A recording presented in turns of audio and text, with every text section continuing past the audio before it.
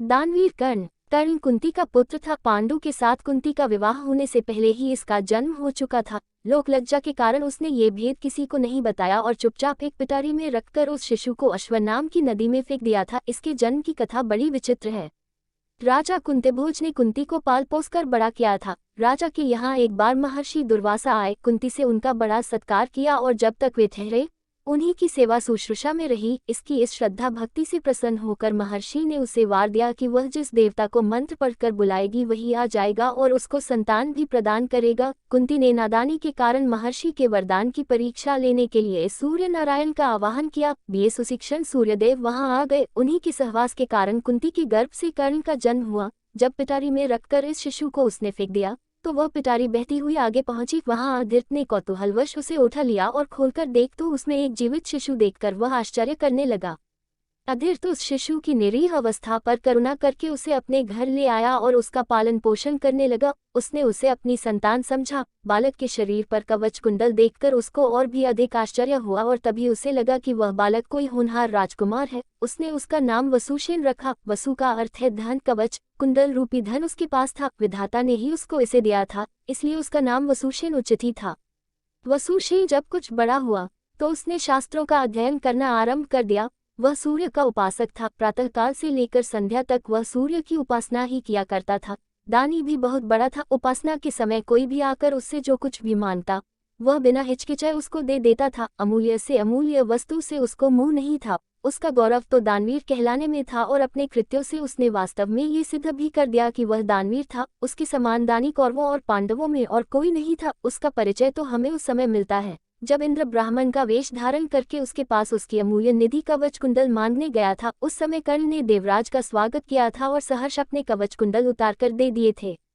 दान करते समय अपने हित या अहित विचार वह नहीं करता था। यद्यपि सूर्य भगवान पहले उसे मना कर चुके थे कि वह इन कवच कुंडलों को किसी को भी न दे, लेकिन दानवीर कर्ण किसी याचक को निराश करके वापस लौटाना तो जानता ही नहीं था। कर्ण के इस साहस के कारण ही उसका नाम वैकर्तन पड़ा था। यदि इस कवच कुंडलों को वह नहीं देता तो कोई भी योद्धा उसे युद्ध में परास्त नहीं कर सकता था। इंद्र ने अर्जुन के हित के लिए ही इनको मांगा था, क्योंकि इनके बिना अर्जुन कभी भी उसे नहीं हरा सकता था। फिर भी उसके इस अद्वितीय गुण से प्रभावित होकर इंद्र ने उसको एक पुरुषघातिनी अमोघ शक्ति दी। उस शक्ति से सामने का योद्धा किसी भी हालत में जीवित नहीं बच सकता था और उसको कर्ण ने अर्जुन के लिए रखा था। लेकिन श्रीकृष्ण ने चाल चली और कर्ण की उस शक्ति को घटोत्कच पर चलवाकर अर्जुन के जीवन पर आए इस खतरे को सदा के लिए मिटा दिया। घटोत्कच, जो आकाश में विचरण करके कौरवों पर अग्नि की वर्षा कर रहा था और जिसने एक बार तो सारी सेना को पूरी तरह विचलित कर डाला था, शक्ति लगते ही निर्जीव होकर पृथ्वी पर गिर पड़ा। धनुर्विद्या में कर्ण अर्जुन के समान ही कुशल था। एक बार जब महाराज धृतराष्ट्र की आज्ञा से कौरव पांडवों की अस्त्र शिक्षा की परीक्षा के लिए एक समारोह किया गया था, तो अर्जुन ने अपने अस्त्र शिक्षा के कौशल से सबको चकित कर दिया था। उसने ऐसी ऐसी क्रियाएं कर दिखाई थी कि किसी भी योद्धा की हिम्मत नहीं होती थी कि उसका जवाब दे सके। एक विजेता की तरह के कौशल दिखाकर वह प्रशंसा लूट रहा था। दुर्योधन उस समय हतप्रभ सा होकर चुपचाप बैठा था। अर्जुन का सा कौशल दिखाना उसके सामर्थ्य के भी बाहर था। उसी समय कर्ण वहां आ पहुंचा और उसने मैदान में आकर अर्जुन को ललकारा, अर्जुन, जिस कौशल के बल पर तू यहाँ सबको चकित कर रहा है और सभी से प्रशंसा लूट रहा है, उसे मैं भी करके दिखा सकता हूँ। ये कहकर उसने धनुष पर बाण चढ़ाकर वही सब कुछ कर दिखाया जो अर्जुन ने किया था। चारों ओर से कर्ण की जय जयकार होने लगी। दुर्योधन का चेहरा अर्जुन के प्रतिद्वंद्वी को देखकर खिल उठा। उसने उसे हृदय से लगा दिया। उसने उसे अर्जुन के साथ द्वंद्व युद्ध करने के लिए प्रेरित किया। दुर्योधन की बात मानकर उसने अर्जुन को इसके लिए चुनौती दी। अर्जुन द्वंद्व युद्ध के लिए तैयार हो गया। अब झगड़ा बढ़ने की आशंका थी, इसलिए कृपाचार्य ने बीच में हस्तक्षेप करते हुए कहा कि राजकुमार के साथ राजकुमार का ही द्वंद्व युद्ध हो सकता है। चूंकि कर्ण सूत के द्वारा पाले हुए हैं, इसलिए इनके गोत्र कुल आदि का ठीक ठीक पता न होने के कारण इनको अर्जुन से द्वंद्व युद्ध करने का अधिकार नहीं है। बस यह ऐसी समस्या थी जिसको कर्ण हल नहीं कर सकता था। वह हक्का बक्का सा अर्जुन का मुंह उतार कर रह गया। दुर्योधन को भी इससे धक्का लगा, क्योंकि कर्ण के द्वारा अर्जुन का मान चूर्ण करने की उसकी ही तो योजना थी। जब कर्ण इस दुविधा में पड़ा हुआ आगे अपने पैर नहीं बढ़ा सका तो दुर्योधन ने उसे राजाओं की श्रेणी में लाने के लिए अन्य देश का राज्य दे दिया। राजा होने के नाते अब वह अर्जुन या अन्य किसी राजकुमार के साथ युद्ध कर सकता था। वह इसके लिए उतारू भी था, लेकिन संध्या होने के कारण यह वाद विवाद थम गया और सब अपने अपने घर चले गए। बस फिर जीवन में सदा ही कर्ण अर्जुन से प्रतिद्वंद्वी के रूप में मिला। अर्जुन से ही उसकी विशेष रूप से शत्रुता थी। वह उसकी प्रसिद्धि को सह नहीं सकता था। अनेक स्थलों पर वह अर्जुन के सामने आया, लेकिन अपना कुल गोत्र न बता सकने के कारण उसे सामने से हटना पड़ा। वह सूत पुत्र कहलाता था, क्योंकि सूत ने ही उसको पाला था। इसी कारण द्रौपदी के स्वयंवर में भी घूमती मछली की आंख बेधने की सामर्थ्य रखते हुए भी उसको अवसर नहीं दिया गया। स्वयं द्रौपदी ने ही सूतपुत्र कहकर उसका अपमान किया था और उसकी पत्नी बनने से इनकार कर दिया था। सूतपुत्र को क्षत्रिय कन्या का वरण करने का अधिकार नहीं है। ये शब्द शूल की तरह उसके हृदय में चुभ गए थे और वह लहू के घूंट पीकर अपने स्थान पर आ बैठा था। लेकिन द्रौपदी के प्रति उसकी घृणा इतनी बढ़ गई थी कि भरी सभा में दुःशासन ने द्रौपदी को नंगा करना चाहा था, तो उसने इसका तनिक भी विरोध नहीं किया था, बल्कि द्रौपदी की हंसी उसने लड़ाई थी। जब दुर्योधन के भाई विकर्ण ने कौरवों के इस घृणित व्यवहार की निंदा की थी तो कर्ण ने उससे कहा था, विकर्ण, तुम अपने कुल की हानि करने के लिए पैदा हुए हो। अधर्म अधर्म तुम पुकार रहे हो। द्रौपदी के साथ जो भी व्यवहार किया जा रहा है वह ठीक है। वह दासी है और दासी के ऊपर स्वामी का पूरा अधिकार होता है।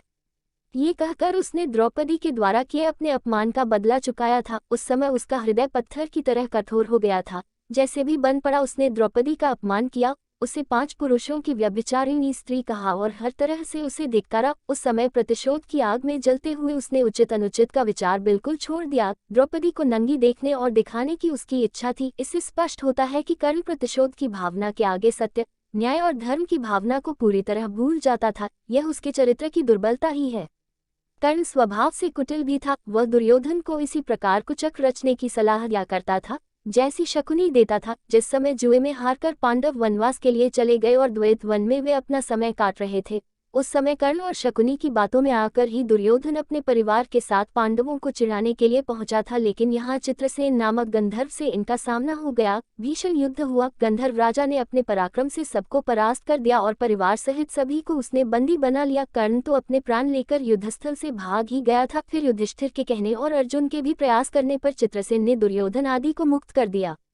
कर्ण अहंकारी भी बहुत था। उसे अपने पराक्रम पर बड़ा घमंड था और बार बार दुर्योधन को प्रसन्न करने के लिए वह कहा करता था कि वह एक क्षण में ही अर्जुन को मार गिराएगा। इसके लिए भगवान परशुराम द्वारा सिखाए हुए अपने अस्त्र कौशल की दुहाई देता था। यहाँ तक कि भीष्म पितामह, गुरु द्रोणाचार्य आदि के सामने भी वह अपनी शेखी बघारने से बाज नहीं आता था।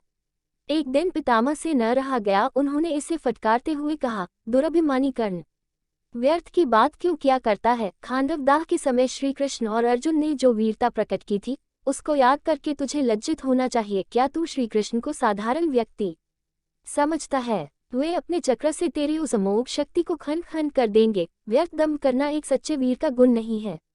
पितामह की यह बात सुनकर कर्ण क्रोध हो उठा और उसने झल्लाकर अपने शस्त्र फेंक दिए और कहा, पितामह ने सभी के सामने मुझे लज्जित किया है। अब तो इनकी मृत्यु हो जाने पर ही मैं अपना पराक्रम दिखाऊंगा। इसी दुराग्रह के कारण जब तक भीष्म पितामह जीवित रहकर युद्ध करते रहे, कर्ण ने युद्ध में हाथ नहीं बटाया। जब उसने सुन लिया कि वे धराशायी हो चुके हैं, उस क्षण प्रसन्न होकर वह दुर्योधन के पक्ष में आकर शत्रु से युद्ध करने लगा। गुरु द्रोण के पश्चात कौरव सेना का तीसरा सेनापति वही था। इस वृतांत से यही स्पष्ट होता है कि वह अत्यधिक क्रोधी स्वभाव का था। सदा अहंकार में उसकी बुद्धि डूबी रहती थी और इस कारण बुद्धिमानों की बातें भी बुरी लगती थी। इसके विपरीत अर्जुन धीर बुद्धि और विनयशील था। इस सब के होते हुए भी कर्ण अपनी बात का धनी था। जो कुछ भी वचन वह दे देता था उससे हटना तो वह जानता ही नहीं था। श्री कृष्ण ने उसे यह बता दिया था कि वह कुंती का ज्येष्ठ पुत्र है और साथ में उन्होंने उससे पांडवों की ओर मिल जाने का आग्रह भी किया था। लेकिन सब कुछ सुनकर भी उसने दुर्योधन के साथ विश्वासघात करना उचित नहीं समझा। श्री कृष्ण ने कहा था, कर्ण, भाइयों के विरुद्ध लड़कर उनको मारने की कामना करना पाप है। इसलिए तुम कौरवों का साथ छोड़कर पांडवों का पक्ष ले लो। युधिष्ठिर तुम्हें अपना अग्रज मानकर अपना जीता हुआ साम्राज्य तुम्हें ही दे देंगे। कृष्ण की यह प्रलोभन भरी बातें सुनकर भी कर्ण अपने वचन पर दृढ़ रहा और कहने लगा, श्री कृष्ण, दुर्योधन के साथ विश्वासघात करना सबसे बड़ा पाप है। यदि मैं उसकी मित्रता को तोड़कर पांडवों की ओर मिल जाऊंगा तो सब यही कहेंगे कि कर्ण अर्जुन से डरकर उनकी ओर मिल गया है। फिर मैं ऐसा क्या करूं? मेरी माँ ने तो मुझे मारने का सारा प्रबंध कर दिया था। सूत ने ही मुझे उठाया और पाला, इसलिए वे ही मेरे पिता तुल्य हैं। सूतों के साथ मैं कई यज्ञ भी कर चुका हूँ और मेरा विवाह संबंध भी सूतों के परिवार में ही हुआ है। फिर मेरा पांडवों से क्या संबंध रहा? धृतराष्ट्र के घराने में ही दुर्योधन के आश्रित मैं रहा हूँ और 13 वर्ष तक मैंने उन्हीं का दिया हुआ राज्य किया है। फिर कैसे उनके साथ विश्वासघात कर दूं? दुर्योधन को मेरे ऊपर पूरा विश्वास है, मेरे कहने से ही तो उसने इस युद्ध को मोल लिया है और अर्जुन के प्रतिद्वंद्वी के रूप में दुर्योधन की आशाएं मेरे ऊपर ही तो लगी हुई हैं। इस परिस्थिति में अपने आश्रयदाता और मित्र दुर्योधन को छोड़कर मैं कभी पांडव पक्ष में नहीं मिल सकता। फिर यदि एक बार मैं मिल भी गया तो युधिष्ठिर जो राज्य मुझे देगा उसे अपने वचन के अनुसार मुझे दुर्योधन को देना होगा, इससे तो पांडवों का सारा प्रयत्न ही निष्फल चला जाएगा। ये सभी कुछ सोच विचार कर मैं निश्चयपूर्वक कहता हूँ कि मैं मित्र दुर्योधन का साथ छोड़कर और किसी पक्ष में नहीं मिल सकता, लेकिन हाँ यह वचन अवश्य देता हूँ कि युद्ध में मेरा प्रतिद्वंद्वी केवल अर्जुन ही है, उसके सिवा किसी पांडव का वध मैं नहीं करूँगा। कर्ण का ये कथन उसके चरित्र की महानता पर प्रकाश डालता है। बात का कितना पक्का था, वह दानवीर दुर्योधन चाहे अधर्मी था लेकिन उसका तो आश्रयदाता था, फिर वह उसके साथ छल कपट कैसे कर सकता था। अंत तक उसने दुर्योधन का साथ दिया और अपने आप को एक सच्चा मित्र प्रमाणित कर दिया। कर्तव्य के प्रति कर्ण पूरी तरह कठोर था, वह युधिष्ठिर तथा अर्जुन की तरह सहृदय नहीं था कि पांडवों के विषय में ये ज्ञात होते ही कि ये उसके भाई हैं युद्ध करना बंद कर दे। एक बार मन में दृढ़ संकल्प करके उसको पूरी तरह निभाना ही उसके जीवन का उद्देश्य था। दुर्योधन की सहायता करना उसका कर्तव्य था। इससे पांडवों के प्रति जागृत हुआ भ्रातृत्व भाव भी उसे विचलित न कर सका और फिर भी अर्जुन के प्रति कठोर और ईर्ष्यापूर्ण दृष्टि उसकी बनी ही रही। यहाँ तक कि स्वयं माता कुंती ने जाकर कर्ण को अपनी ओर मिलाने की इच्छा प्रकट की थी, लेकिन उस समय भी वह वीर अपने पद से विचलित नहीं हुआ। यह उसके चरित्र की श्रेष्ठता ही थी। फिर एक बार कृष्ण को वचन देकर अर्जुन के सिवा अन्य किसी पांडव की ओर उसने शस्त्र नहीं उठाया। अर्जुन से ही युद्ध करते हुए वह वीरगति को प्राप्त हुआ था। महाभारत युद्ध में भी उसकी वीरता देखकर स्वयं श्री कृष्ण उसकी प्रशंसा करने लगे थे। कितनी ही बार वह अर्जुन के रथ को पीछे हटा देता था। जब तक वह सेनापति रहा, अर्जुन बार बार उसके प्रहारों से विचलित हो उठता था। उसकी समझ में नहीं आता था कि वह कैसे इस परम योद्धा को परास्त करे। अंत में पूरी तरह निराश होकर उसने कृष्ण की ओर देखा। कर्ण के रथ का पहिया जमीन में धंस गया था, वह उसे निकालने का प्रयत्न कर रहा था।